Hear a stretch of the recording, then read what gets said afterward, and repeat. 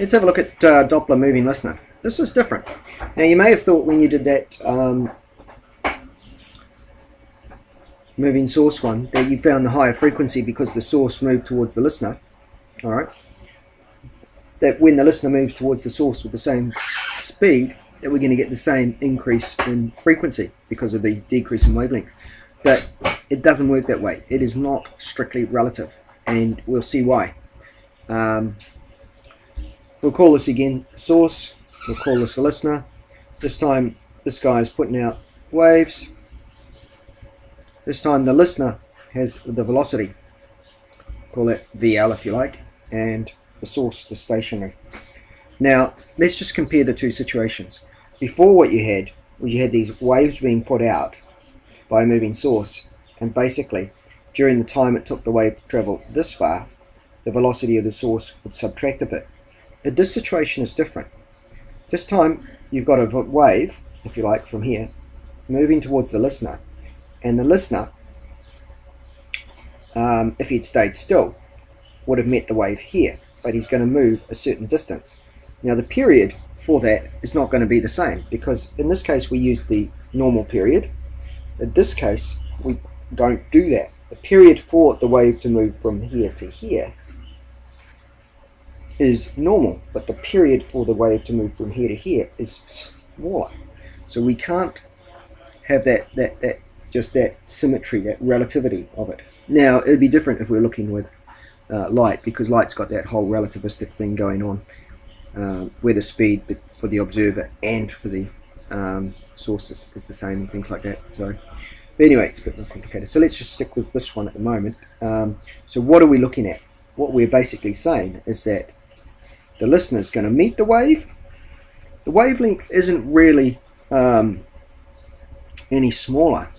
It's an apparent change in wavelength, whereas with the moving source it really was smaller. If we could stop time, we'd see it smaller, whereas if we could stop time with the moving listener, it would still be the same. It's just that the listener is moving up and meeting the crests earlier, alright, and thus he has an apparent change in wavelength and so an apparent change in frequency, alright, whereas there was a real change in wavelength with the other one and an apparent change in frequency.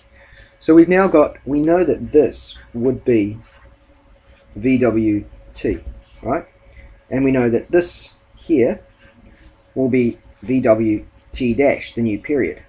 And we know that this will be V listener T dash, V listener T dash. And we know that those two added together will be equal to VWT, which is the wavelength. What are we actually looking for here though? We are looking for the new frequency, right? F dash. So let's just see if we can simplify this a little bit. We've got T dash VW plus VL, right? We had here VWT, that's that wavelength.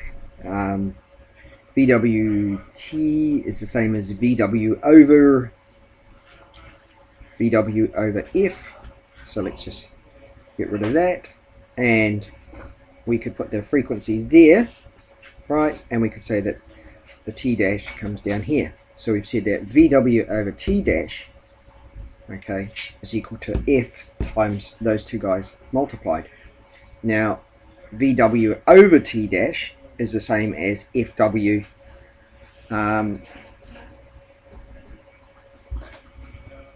let's just have a little think here. VW, we're nearly there. I feel we're nearly there. Let's just bring the VW down here, and we've got 1 over T dash, right?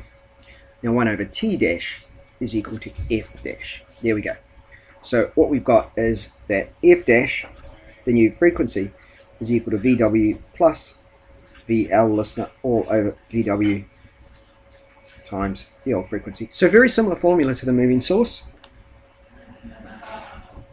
Again, what I say to you with these type of issues is look at your signs. This was all based on source having a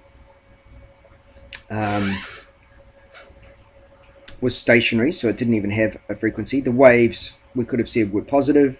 I wanted to add that So again, just make sure you get your signs right. If we call that a negative velocity and we wanted to add it, then we'd have to ignore that and maybe make that a negative. So just have a look at the signs and make sure it all works. We want to add these two velocities. So if we called that velocity a positive, we'd have to call that one a negative to get them to add. So, but you know what it needs to do. When the listener is going towards the wave, then we need to have a higher frequency. So this on the top needs to end up being bigger, because that will then multiply the original frequency and get a higher frequency. So have a look. If you define it right from the start, you'll be okay. But have a look and use some common sense.